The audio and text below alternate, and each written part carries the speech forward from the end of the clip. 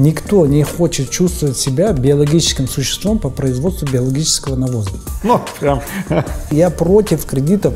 Лучше перетерпеть торжество быдловской идеологии, отобрать, поделить. Мы не доверяем друг другу, мы не доверяем власти, власть не доверяет нам. Без бумажки ты какашка. Согласился быть партнером Михаила Саакашвили в Украине, и у нас не самый людоедский режим. Ваша ситуация с Навальным, ну закрыли парня, закрыли.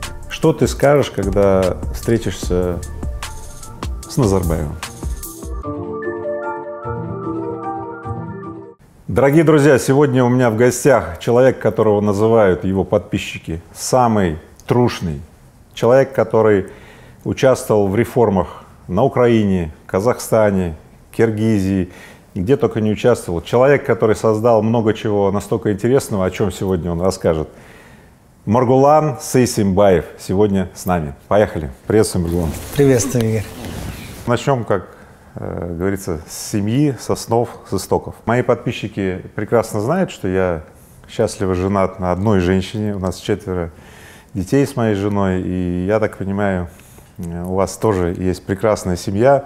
Давайте, вы редко говорите о семье. Расскажите про вашу жену, про ваших детей, как они, что они, самое ближайшее ваше окружение.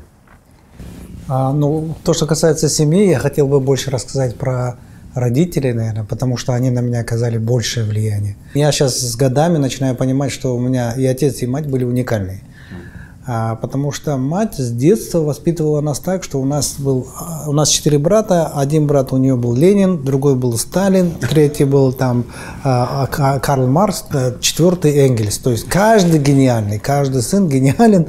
И там она даже, там у меня небольшое здесь родимое пятно на руке, она даже это умудрилась превратить в преимущество и говорила: ты отмечен Богом, это не зря, имей в виду, просто так не отмечают людей.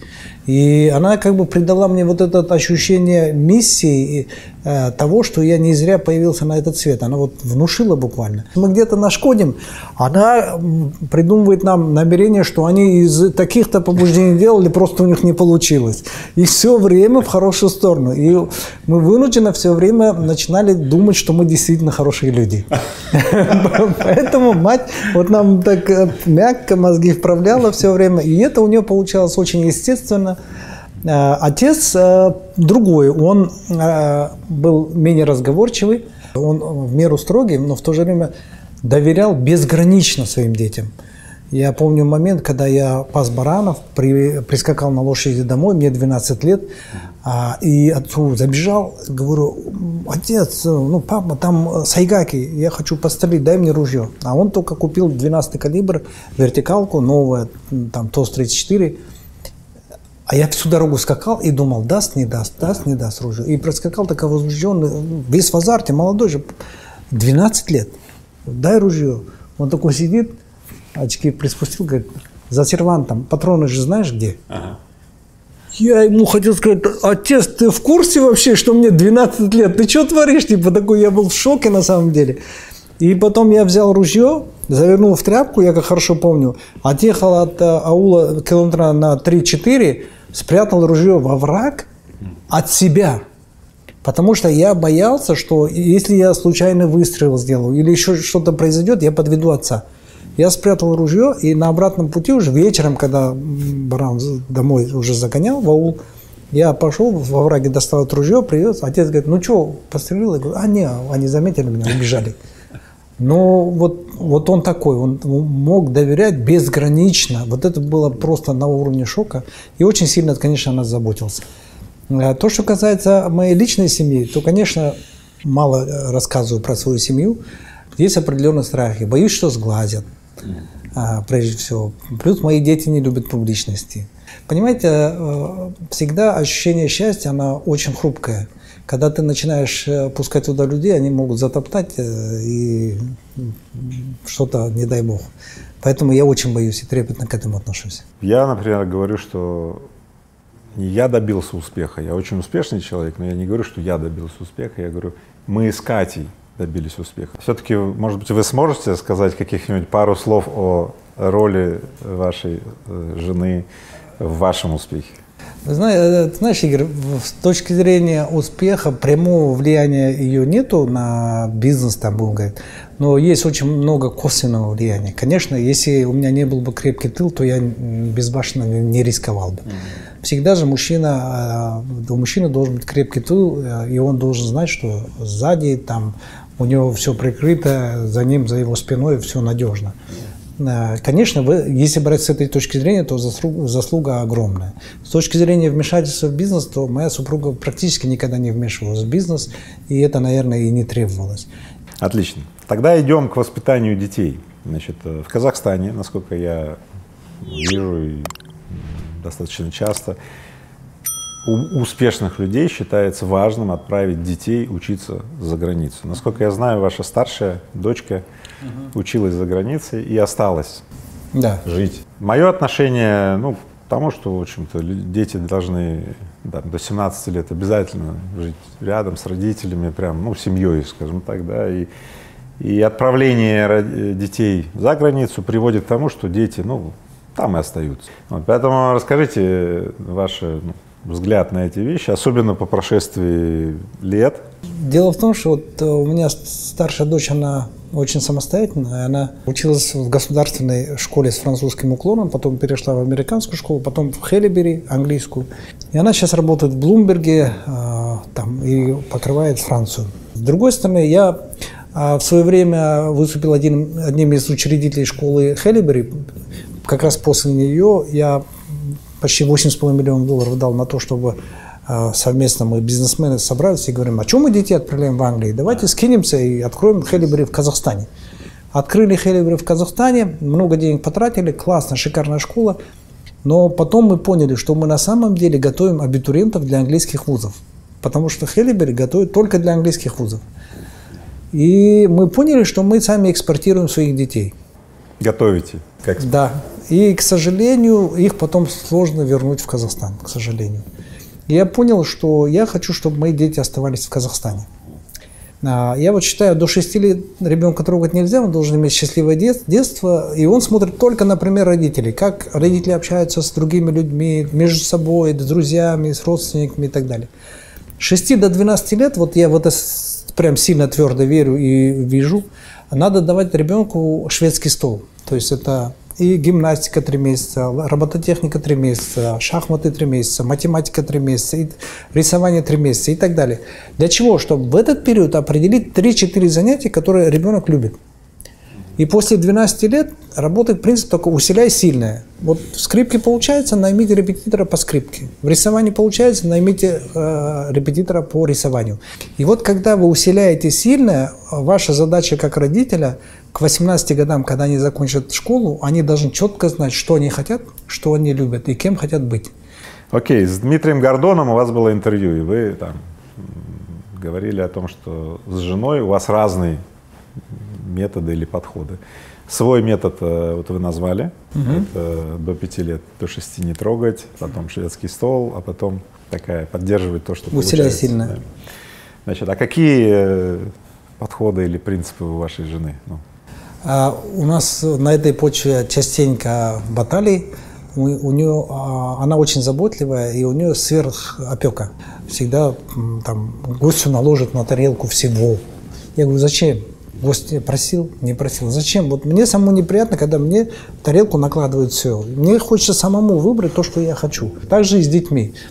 Дети приходят на завтрак, она им все подала, сделала. Я говорю, они просили яичницу у тебя? Не просили. Она хочет блины, но она сама могла это сделать. То есть много таких моментов. И у нас конфликт в том плане, что она их оберегает, опекает и не дает взрослеть, по сути. Это у нас прямо противоположные системы воспитания. Вы, насколько я понял, приняли решение не оставлять наследство детям, сказали об этом. Я тоже заявил об этом, мы с женой так решили, мы тоже публично заявили. Но я хотел бы о вас спросить, все-таки почему вы это сделали? Я пришел к этому, когда размышлял над мотивацией людей. Я понял, самый сильный демотиватор людей – это когда у людей есть процесс и нет результата. Это в простонародье называется сизифов труд или бессмысленная, бесполезная работа. Когда есть работа, нет результата. Это сильно демотивирует. Второй вариант, когда есть результат, но нет процесса. Это проблема детей богатых родителей. У них есть машина, дом, не надо выживать, у них все уже есть, а процесса-то нет. В результате, когда мы у них забираем процесс, мы у них забираем жизнь. И еще один из сильнейших мотиваторов – это открывающиеся возможности. Игорь Рыбаков кого-то лично приглашает, говорит: идем, я хочу с тобой задружиться. И этот молодой бизнесмен думает: да, ну это сколько возможностей теперь у меня открывается, есть там. Он приходит в воодушевление. То есть это все мотивирует, открывающиеся возможности. Поэтому я хочу, чтобы у детей был и процесс, и результат.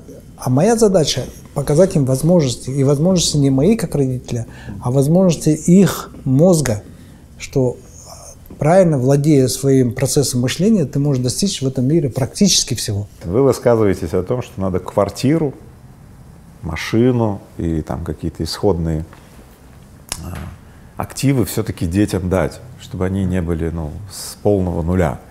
А я вот считаю, что они и это тоже все заработают сами, я даю им только беспроцентный займ. Прокомментируйте это. Все-таки настаивайте, что надо дать квартиру, машину. Ведь это может привести к тому, что процесс не пойдет дальше. Я больше в этом плане доверяю мнению Уоррена Баффета, который сказал: я оставлю своим детям такую сумму, которая позволит им заниматься тем, что они любят, но недостаточно для того, чтобы ничего не делать.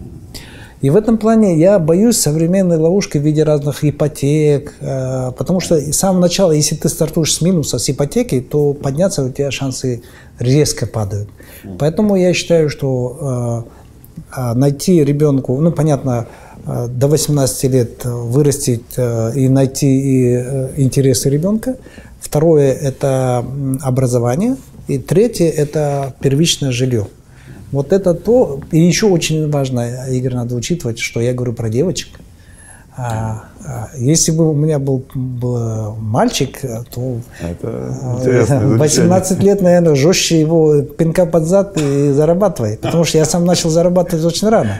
Чем жестче ты относишься, тем больше шансов, что из него выйдет толк. Зависимость мужика не страшно, когда мужик в долгах, его там долбят, он только становится крепче. Но когда зависимость девочка в зависимости, это очень плохо. Ты знаешь, в нашем обществе девочка, если в зависимости, это катастрофа. Ну хорошо, вот про ипотеки вы начали говорить. Вообще, как вы относитесь к кредитам? Как быть с кредитами? Может быть, смелее, может быть, наоборот, осторожнее, а может быть, к месту и ко времени. Вот разверните эту тему. Смотри, Игорь, я вообще со всеми людьми на «вы», но сегодня как-то быстро мы перешли на «ты», а в интервью ты мне говоришь на «вы». Поэтому давай на «ты» перейдем. На «вы», на «ты». Давай как пойдет. Да, ничего страшного. То, что касается кредитов, я считаю так. Проблема кредита в том, что когда ты латаешь свою проблему деньгами, ты не включаешь свой мозг. Мозг включается, когда у тебя безвыходная ситуация, а кредит – это как доза. У тебя безвыходная ситуация, и вместо того, чтобы включить мозг и решить эту ситуацию, ты раз взял дозу и раз залатал. Почему вот в кайдзен-технологии не поощряется решение проблем деньгами? Вроде кажется, японцы как скупердяи. На самом деле они говорят, что чем есть прямая зависимость, тем больше умственной деятельности, тем меньше расходов. То есть, чем больше ты включаешь мозгов, тем меньше денег требуется для решения проблемы. И вот проблема в том, что когда человек имеет возможность взять кредит, он не включает мозг. А когда человек не включает мозг, ясно, чем в конечном итоге заканчивается. Поэтому я против кредитов, лучше перетерпеть. Я абсолютно согласен, что залив любой проблемы деньгами всегда заканчивается увеличением этой проблемы. Да. И отправляя хорошие деньги, свежие деньги в проблемную зону, мы очень часто превращаем хорошие деньги в плохие деньги. Да, да. А еще проблема в том, что есть еще техническая проблема. Я часто ребятам говорю: вы берете деньги, займ, и пускайте на непроизводственные нужды. Допустимо, я как мусульманин против этого, но допустимо, когда у тебя есть уже прибыльный бизнес, который генерирует тебе 30% годовых, и ты берешь кредит на определенную разумную сумму, условно по 10% годовых, да? понятно, ты инвестируешь под бизнес, который тебе генерит гораздо больше. Ты леверидж такой имеешь. Но когда ты берешь под машину, под дом, то есть ты берешь кредит, который сам по себе генерит расходы, и увеличиваешь пассивы, которые тоже тебе генерят расходы. На троне был разговор про веру, про религию, и о ее роли в успехе, в жизни вообще. Вот все-таки, еще раз, вера, религия, и что дает в жизни, в успехе мужчины, бизнесмена, предпринимателя, деятеля? Вера имеет огромную роль, я считаю, и вера – это то, что придает смысл жизни человека. Никто не хочет чувствовать себя биологическим существом по производству биологического навоза. Ну, прям, я даже не знаю, захотелось это заморщиться. Ну, никто же не хочет быть таким. Никто не хочет. Так вот, разница между человеком и животным только в смысле жизни.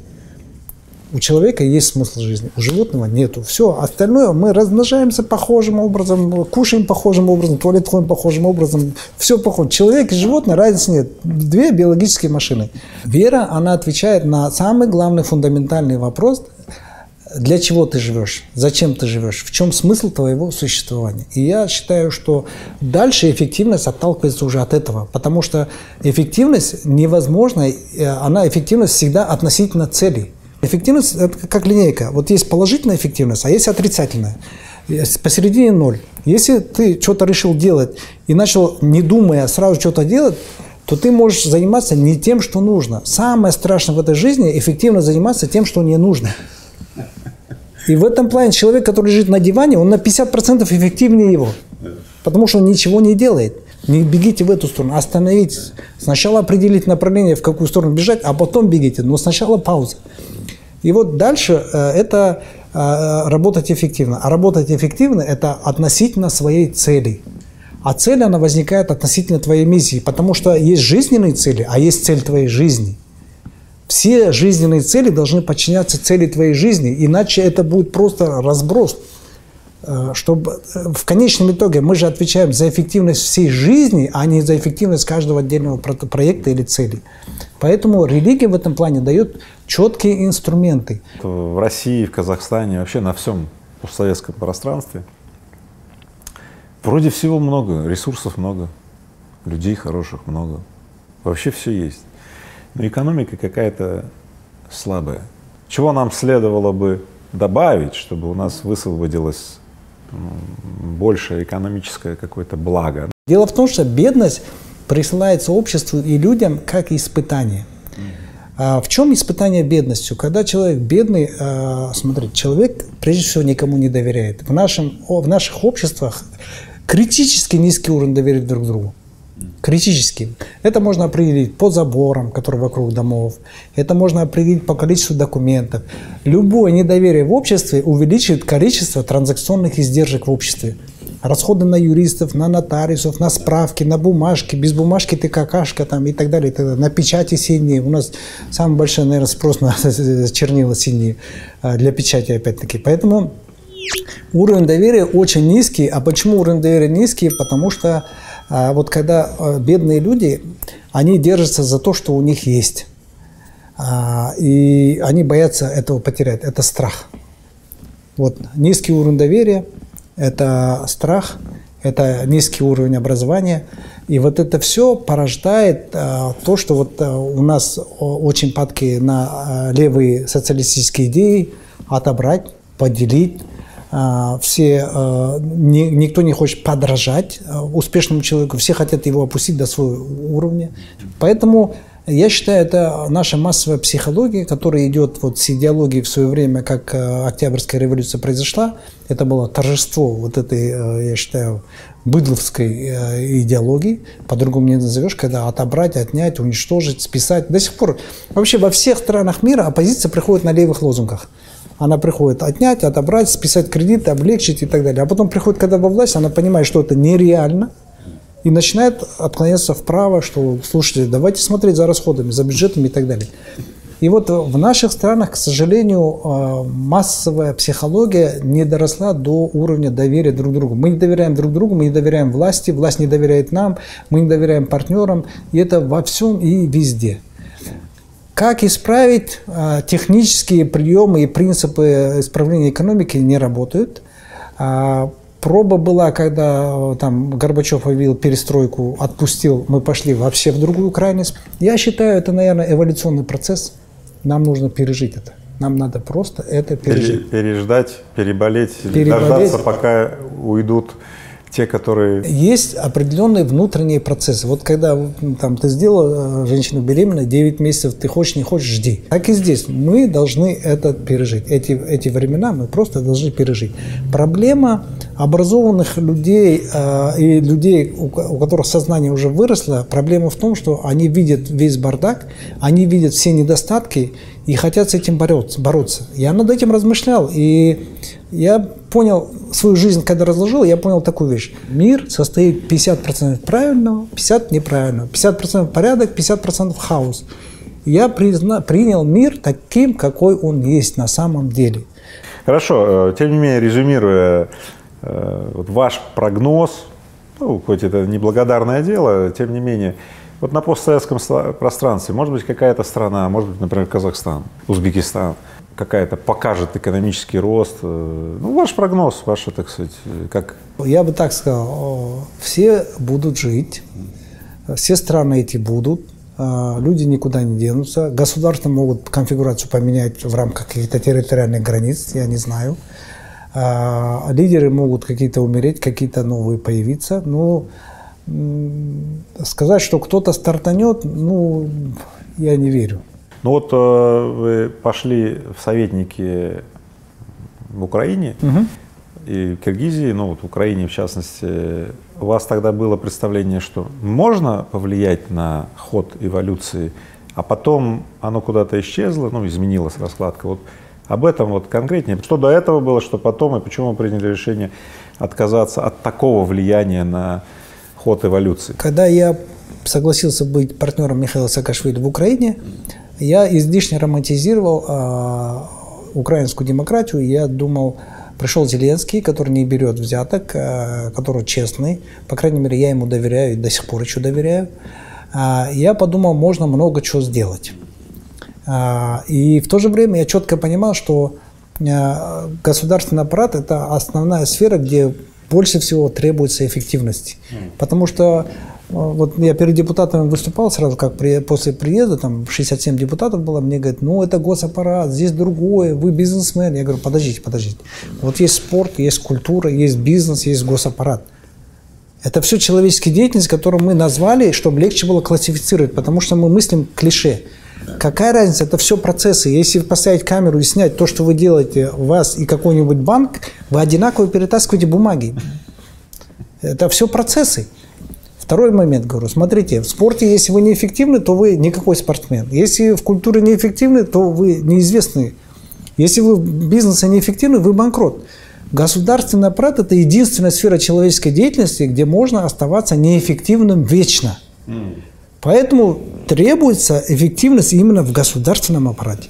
Я понял такую вещь, что в Украине существует проблема чуть другого порядка. Демократия и дисциплина, они должны быть одинаковы. В Украине больше демократии, меньше дисциплины, из-за этого она имеет оттенок анархии. А в анархии вы не сделаете реформ, потому что одно из требований проведения реформ – это управляемость государственного аппарата. Ну, то есть у вас была такая романтизация, вы пошли, вы даже включились. Я свою часть работы выполнил. Я себе ставил определенную часть работы, сокращение законодательного процесса, сокращение объема законопроектной работы. Это все госаппарат уже принял в работу. Они изменили регламент Верховной Рады, сократили план законопроектной работы с 4000 до 500 почти.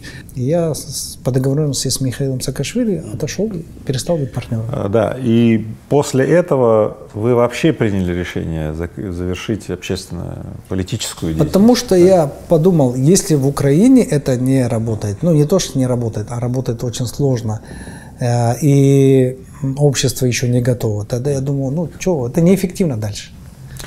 Я до этого видел достаточно резкие высказывания в сторону казахских властей. Как-то вы потом высказались, что я благодарен казахскому правительству, что меня не засадили далеко за... Я их переоценил. Я сделал переоценку, на самом деле. После Украины понял, что мы не самые худшие, будем так говорить. И наши чиновники, наш госаппарат не самый худший. По крайней мере, мы не утеряли управляемость государственной власти, и у нас не самый людоедский режим. Ну, мы где-то посередине, но мы не Туркмения, да, но мы не Украина, да. Но какой-то порядок есть, безопасность есть. Маргулан, я когда вас слушаю, у меня такое общее впечатление о постсоветском пространстве, что здесь собрались такие анархисты, людоеды, и где-то вот посередине такие тираны. В общем, больше никого. Ну, что ждать-то? Я понял, что, в общем-то, ну, надо, говорит, переждать надо. Говорю, что делать-то, Маргулан? Он говорит, переждать надо. Ну, смотрите, ваша ситуация с Навальным, ну, закрыли парня, закрыли. Всем все ясно. Всем, никому ничего объяснять не надо. Всем все ясно, что предлог надуманный, все, ну все, куча, никому ничего объяснять не надо. Но при этом ничего же не происходит. Я не сторонник, я не зову на площадь кого-то и так далее. Но, понимаете, когда общество созревает, происходит смена власти и общественных отношений как-то быстро, так раз в один день, и все происходит. А когда общество не созревает, могут быть революция за революцией, революция за революцией, революция за революцией, а толку нет. Дальше вопрос, который может получить очень много хейта, сразу предупреждаю. Значит, в сети буквально разгорается спор. Вот, когда ты свою школу или свою академию, значит, делаешь курсы образовательные и так далее, вот, почему ты берешь деньги за свои курсы? Вот, разве ты бы не мог вот, бесплатно раздавать? И вообще, насколько этично или уместно делать платными свои курсы? Я имею очень большой опыт дачи образования, знаний бесплатно. И я каждый раз убеждаю, что каждый раз, когда ты даешь людям бесплатно, они не внедряют в свою жизнь. А знания, которые не внедрены в жизнь, это как горох об стену. Почему я делаю за деньги? Потому что через деньги я получаю обратную связь от общества, от рынка и понимаю, что я делаю нужное дело. Если люди готовы за это платить, значит, это им нужно. Ну, во-первых, Маргулан, хочу пригласить в X10 Academy, которую я основал в качестве приходящего профессора, потому что я вижу, что настолько у вас объемный, прям настолько структурированный опыт. Спасибо большое, с удовольствием. Вот. Дальше я бы вот хотел сказать, ведь сколько бы мы ни говорили о школах, да, давайте поговорим об учителях. Сколько надо, чтобы зарабатывал этот человек, и какие требования, на твой взгляд, вот к человеку, кто это люди? Я бы так сказал, прежде всего, это человек, который любит детей. Это прежде всего. Второе, это человек, который любит свою профессию. Третий момент, это должен быть человек дающий. Вот я людей делю на дающих и берущих. Дающий человек, который все время стремится что-то улучшить, что-то сделать лучше, детям дать что-то. То есть он делится эмоциональной энергией, временем, знанием и так далее. И он кайфует от того, что оказывает влияние на других людей. Поэтому вот это третий момент. Четвертый момент. Учитель должен быть счастливым человеком. Потому что несчастливый человек никогда не обучит счастливого ребенка. А теперь к основам, чтобы быть счастливым. И сколько зарабатывать должен? Я бы так сказал, по-хорошему, это элита, которая формирует вообще облик всей нации. И здесь не жалко, честно говоря, и 3, и 5 тысяч. Вот, все. Я бы сократил количество силовиков, да. А это прямая корреляция. Чем больше вы тратите на образование, тем меньше преступность, тем меньше надо тратить на полицию. Я учу в своей академии, значит, планированию, алгоритмам качества бизнеса, алгоритмам качества жизни, ну и, скажем так, алгоритмам защиты от злоупотреблений властью, манипуляцией, контролем. Ну, так вот, коротко сказать. Чему ты в своей школе учишь? Прежде всего, я учу тому, чтобы человек научился жить счастливой жизнью. Это прежде всего. А для этого ему нужно, прежде всего, вернуться к себе. Понять, кто он, какая у него миссия, для чего он пришел в этот мир. А для этого нужно включить мозги. Я даю инструменты, как размышлять. И я всем говорю, что я пытаюсь давать не ответы. Проблема ответов в том, что это смерть. Ответы Жизнь, она ставит вопросы. Вообще жизнь на стороне вопросов, а ответы – это смерть. Потому что смерть является ответом на все наши жизненные вопросы. Так вот, когда, смотри, простой пример, когда вот я недавно в группе наставничества, они мне раньше писали, я отвечал на вопросы. Потом я говорю, ребята, все, я прекращаю отвечать на вопросы, а теперь я тупой, вы умные. Потому что когда вы обращаетесь ко мне, вы подразумеваете, что ты тупой, я умный, я должен ответить вам. Но когда я отвечаю, вы берете мой ответ, и он включается в ваш автопилот, вы думаете, вы перестаете дальше искать ответы. Вы думаете, зачем? Маргулан же подумал, у него голова как у лошади, кучу пережил в жизни. Пускай он, раз он такой ответ дал, я буду следовать тому, что он дал. И вы перестаете искать сами. И мозг у вас отключается. Моя задача – научить вас мыслить. Все-таки скажи, откуда столько энергии, откуда ты берешь? Мне тоже часто задают этот вопрос. Я тоже достаточно энергичный человек. Давай я тебя спрошу, ты-то откуда берешь энергию? Вся энергия происходит от осознания своей миссии.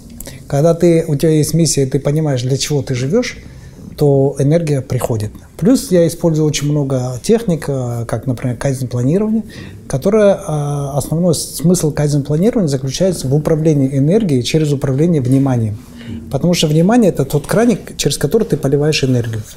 Поэтому управление энергией важнее, чем управление временем. Потому что время у нас у всех одинаково, 24/7, 365 дней, пока мы живы. Только мы умерли, у нас 0. А когда мы живы, у нас у всех одинаковое время. А вот энергия может закончиться гораздо раньше. И в этой жизни гораздо важнее управлять собственной энергией. И еще такой момент. Когда ты отдаешь, то молодые люди сидят и думают, пусть этот дядечка поживет дольше. То есть они не завидуют, а они благословляют. А благословление, я верю в это. В то, что благословение работает. Я верю в зависть, я верю в благословение, я верю в сглаз. То есть те метафизические вещи, что они существуют. И в исламе это тоже подтверждается. Поэтому я хочу набрать как можно больше благословений, чтобы поддержать свою энергию и прожить как можно дольше. Хлесткие твои фразы. Давай просто я начинаю, а ты его продолжаешь. Итак, кредит – это? Это нетерпение, выраженное в деньгах. Сбережение – это? Сбережение – это дисциплина, выраженная в деньгах. Так. Инвестиция – это? Отказ от потребления в настоящем, пользу потребления большего в будущем. О, это интересно. И кризис. Это? Кризис – это переоценка, выраженная в деньгах. Завершающая группа вопросов. Постарайся сейчас вот очень быстро отвечать. Что ты скажешь, когда встретишься с Назарбаевым? Во-первых, скажу ассаламу алейкум. А дальше? А дальше мне, честно говоря, ему сказать нечего. Так, хорошо. Второй вопрос. Что ты скажешь, когда встретишься с Путиным? Первое. Ну, добрый день. Тоже сказать нечего. Так. И напоследок. Что ты скажешь, когда предстанешь перед Богом? Вот здесь хотелось бы сказать, что я сделал все, что мог. Но боюсь, что этого мало. Друзья мои, с нами был Маргулан, замечательный человек. И, как вы видите, великолепный спикер. Я очень надеюсь, что вам понравилось это интервью. Пишите в комментариях вопросы к Маргулану, он их посмотрит, почитает, выберет лучший вопрос и за лучший вопрос вручит подарок от себя. Что ты вручишь, Маргулан? Хотелось бы, конечно, подарить по ящику яблок, которые мы выращиваем. Это шикарные яблоки. И хотелось бы именно порадовать ароматом алматинских яблок. Ну, не знаю, насколько далеко будет. Есть замена. Если далеко трудно доставить, сок отправим. Тоже свежевыжатый. Из этого ящика яблок. Да, нет, мы производим суперский сок, и хочется поделиться именно вот плодами. 3 из вас, кто напишет самый лучший комментарий под этим видео, получат либо ящик яблок, либо целый ящик, ну, видимо, это вот такую коробку, значит, с соком замечательным, да, поэтому яблочный сок, да? Да. Поэтому пишите, Маргулан, ну, давай так, ты все-таки пригласи меня тогда в этот сад, потому что я очень люблю яблочный сок. Во-первых, у меня, я акционер огромных яблоневых садов, шикарных, и плюс косточковых. Сейчас у нас идет черешня, абрикосы. Когда сезон? Вот сейчас июнь, июль. Поехали прямо сейчас? Я готов, у меня билеты уже на руках. Все, ребят, спасибо. Жду ваши ответы под этим видео. Мой замысел, это есть замысел. Я имею замысел, это мой замысел. Это мой замысел, мерит мой замысел. Мой хайфей, это замысел.